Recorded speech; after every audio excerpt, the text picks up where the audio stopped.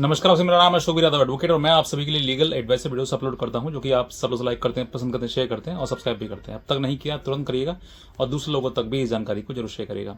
देखिए, ऐसे बहुत सारे केसेस हैं जो कि झूठे दायर किए जाते हैं। घरेलू हिंसा एक ऐसा मुकदमा है जो कि पति के ऊपर लगाया जाता है, क्योंकि ये घरेलू हिंसा मतलब कि ये जो कानून है वो सिर्फ और सिर्फ महिलाओं के लिए है। तो महिलाएं जो है इस कानून का दुरुपयोग करती हैं, क्योंकि कहीं ना कहीं ये बात सामने आती है कि ये जो पूरा मुकदमा था वो झूठा ही था, लेकिन अंत में समझ में आता है। लेकिन उससे पहले आपके सामने अगर ऐसी चीज आ रही है जो कि घरेलू हिंसा की श्रेणी में आती हैं, मतलब कि घर में मारपीट या लड़ाई झगड़ा या किसी प्रकार से कोई भी चीजें हो रही हैं और उन सब चीजों के आधार पर पत्नी बाद में आपके ऊपर मुकदमा लगाती है, ये कहती है कि मेरे साथ में घरेलू हिंसा हुई, मुझे मारा पीटा, घर से निकाल दिए, बाहर कर दिए, दहेज मांगा, ये सब चीजें लिखाई जाती हैं। अब इन सब चीजों से जब मुकदमा दायर होता है तो उसके बाद मुकदमा चलना और फिर उसके बाद उस पति का उस केस में पेश होना, ये सब चीजें बहुत जल्दी हो जाती हैं। लेकिन जहां पर झूठा मुकदमा होता है वहां पर पति ये सोचता है कि चलो जब ये मुकदमा इसने कर ही दिया है तो अब की डेट ना नेक्स्ट डेट चले जाएंगे, मतलब एक डेट छोड़ देता है फिर अगली डेट चला जाता है। कुछ केसेस में ऐसा हो जाता है कि महिला मतलब पति पत्नी दोनों आती हैं और उसके बाद के डिसाइड हो जाता है और उसके बाद फिर उसमें मेंटेनेंस बन जाता है। लेकिन यहाँ पर यह भी देखा गया है कि कुछ केसेस में कि पति नहीं आया है और वो एक्स पार्टी हो गया है, यानी कि वो पूरा ही फॉल्स तरीके से पूरा माइंड सेट बनाते हुए उसको एक्स पार्टी करा दिया गया, जिसकी जानकारी भी पति को नहीं हो पाई। ऐसे भी बहुत सारे केसेस हैं। तो आज मैं आपको ये बताऊंगा कि अगर आपकी पत्नी ने किसी प्रकार से मतलब धोखाधड़ी करके या किसी प्रकार से कोर्ट को गुमराह करके आपके खिलाफ एक्स पार्टी करवा दिया है, या फिर आपने उसको कंटेस्टेड लड़ा है और उसके बाद उसमें जजमेंट आया और उसमें कुछ अमाउंट आपका मेंटेनेंस के रूप में बन गया है, तो ऐसे आप केस को जो है वो आप किस तरीके से रद्द करवा सकते हैं। क्योंकि मेंटेनेंस का जो मुकदमा है, जो 12 DB का मुकदमा है, उसमें आपको कुछ अधिकार मिलते हैं, मतलब कि जो महिला के लिए अधिकार दिए जाते हैं। पहला, उसको रहने सहने के लिए जो पैसा खत्म होता मतलब खर्च होगा, एक्सपेंसेस उसके, वो एक मेंटेनेंस के रूप में, और दूसरा घर में रहने का अधिकार, और तीसरा कंपनसेशन, यानी कि उसको कंपनसेशन भी दिया जाए क्योंकि उसके हाथ में इस तरीके से हुई है। अब एक छोटी सी लॉजिकली मैं चीज बताता हूँ आपके लिए कि ये पूरा लॉ जो है वो सिर्फ महिलाओं के लिए बनाया गया है। अब ये महिलाओं के लिए बनाया गया है तो उस महिलाओं का कहीं ना कहीं ऐसा कोई परिवार नहीं जिसमें कहीं लड़ाई झगड़ा ना हो, कहीं बातों में हॉट एक्सचेंज ना होती हो, ऐसा कोई घर परिवार बना ही नहीं। लेकिन फिर भी इसको महिलाएं जो है वो दुरुपयोग करते हुए घरेलू हिंसा का नाम दे देती हैं। अब इसमें देखा यह गया है कि जिस समय पर जैसे ये केस फाइल होता है उसके बाद जो है अगर मेंटेनेंस आपका बंद गया है, कितना ही बंदा हो चाहे उसका कोई मतलब नहीं है, लेकिन अगर बंद गया है तो उसको आप केस को आप खारिज कैसे कराएंगे। देखिए, खारिज कराने का आपके पास एक ही रास्ता है कि आप लड़ें। अगर आपके पास एक्स पार्टी कर दिया तब भी लड़ना पड़ेगा, दूसरा कंटेस्टेड आप हैं तो आप लड़े ही हैं। लेकिन अब आपकी लड़ाई भी आपको लड़नी पड़ेगी, क्योंकि आगे लड़ाई नहीं लड़ेंगे तो फिर वही चीजें जैसा आपको दिया गया है वैसा ही आपके ऊपर बन जाएगा मेंटेनेंस। अगर आप लड़ेंगे तो उस मेंटेनेंस को खत्म भी करा सकते हैं, उसके लिए ग्राउंड है अलग अलग जगह पर। अब बात करते हैं कि किस तरीके से लड़ा जाए जिससे कि वो खारिज हो जाए।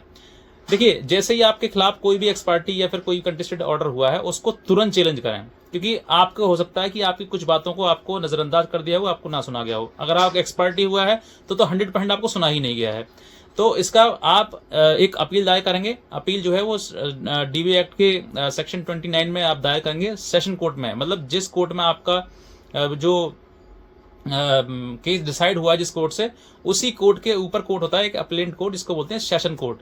तो सेशन कोर्ट में आप जाएंगे, उसकी अपील कर देंगे, यानी कि जो आपके खिलाफ एक्स पार्टी ऑर्डर हुआ है उसी को अपील कर देंगे आप। तो जैसे ही अपील करेंगे उस अपील के बाद जो है आप एक स्टे एप्लीकेशन लगाएं उसमें कि लोअर कोर्ट की प्रोसीडिंग उसको स्टे कर दिया जाए और जो मेरे खिलाफ हुआ है उस पर मुझे सुन लिया जाए, मेरी अपील को सुन लिया जाए। तो जैसे ही आप ये करेंगे तो आपको लोअर कोर्ट को तुरंत स्टे कर दिया जाएगा और आपको अपीलेंट कोर्ट जो है आपको सुन लेगी।